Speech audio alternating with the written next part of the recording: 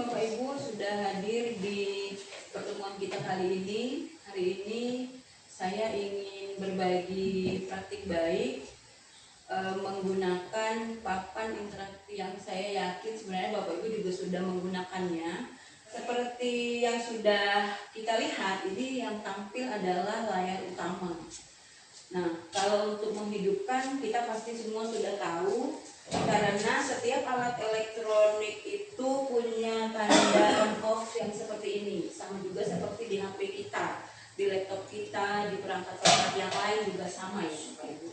Nah, kalau kita mau mematikannya, pencet agak lama, kira-kira beberapa detik, langsung nanti dia muncul seperti ini. Ini pilihannya ada dua, ada mulai ulang, artinya dia restart, atau matikan. Klik yang bacaannya matikan, gitu ya Bapak Ibu. Nah, lalu papan ini juga punya menu yang ada di samping, di kanan kiri ada. Nah, kita bisa ketuk, kemudian di sini ada kembali, ini untuk ke beranda dan ini untuk ke jendela tugas. Lalu ini kalau untuk PC. Tapi karena dia tidak terhubung, makanya dia abu-abu. Nah, kemudian di sini juga ada beberapa. Ini ada kita lihat titiknya 3, berarti ada menu lain yang masih tersembunyi. Ini bisa kita geser-geser. Nah, kalau misalkan kita mau memberhentikan, misalkan kita sudah punya tampilan, kemudian kita mau jeda atau pause, gitu ya, maka kita bisa klik jeda. Lalu ini tidak bisa diaktifkan. Nah, kemudian untuk mematikannya supaya diaktif kembali, kita klik lagi. Nah, ini udah bisa kita pakai. Lalu menu yang lain, ini ada kata pembesar, ada pengaturan juga di sini. Kemudian ada soroti, pilih ada setelan dan ada sumber. Kemudian anotasi. Nah, anotasi ini misalkan kita buat presentasi nih. Buat presentasi, kemudian kita mau coret-coret menunjukkan bahwa ini adalah puncak gunung, seperti itu. Nah, jadi kita menggunakan anotasi yang mirip seperti papan tulis, gitu. Kemudian kita juga bisa menggunakan 5 jari seperti ini. Ini kalau misalkan kita lagi nonton, terus kita butuh volumenya dibesarkan, gitu ya. Bisa kita pakai 5 jari saja, mau dikurangi volumenya atau mau ditambah. Atau kalau kita mau ambil screenshot atau ada tampilan di presentasi tadi atau film tadi yang mau kita ambil, kita tinggal gunting.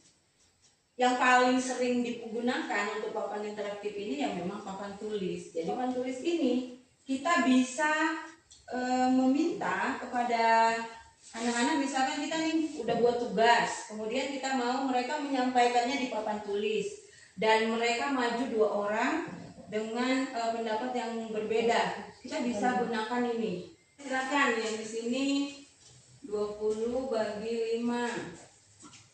Ayo siapa? Ayo Bu.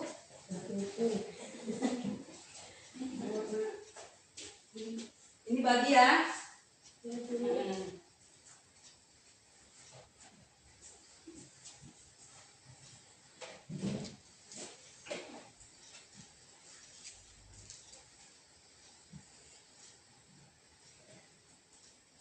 Oke. Nah, jadi kita bisa gunakan itu untuk tidak sendiri, tapi mereka bisa berlomba dengan pertanyaan yang sama dan lomba menjawab siapa yang duluan. Nah, biasanya begitu ya. Nah, kalau kita mau menghapus, pakai ini aja. Dan langsung terhapus. Yang ini juga. Nah, kemudian kita bisa keluar dan bersihkan. Lalu, selain itu, kita mau keluar dari papan tulis ini atau mau menambah halaman yang tadi kan udah selesai. Anaknya ada 32, berarti kita harus pakai lebih dari 1 halaman. Nah, ini bisa. Ini halaman yang kedua. Dari sini kita lihatnya. Nah, selain kita menggunakan papan tulis ini, fitur yang paling menarik adalah kita bisa mencari sumber belajar dari rumah pendidikan. Nah, kalau ini kan terlalu lebar, ini bisa dikecilkan seperti ini. Jadi ketika kita klik saja yang sudah muncul ini, tapi kalau belum kita lengkapi, begitu dia. Nah, ini karena sudah muncul, oke, langsung. Nah, apa nih di ruang pendidikan? Apakah ruang murid, ruang GTK, ruang sekolah atau yang lain? Karena kita tahu memang ruang-ruang itu karena kita akan berinteraksi dengan murid, maka kita akan menggunakan ruang murid. Jadi langsung ke ruang murid, tidak lagi masuk ke ruang pendidikan. Oke.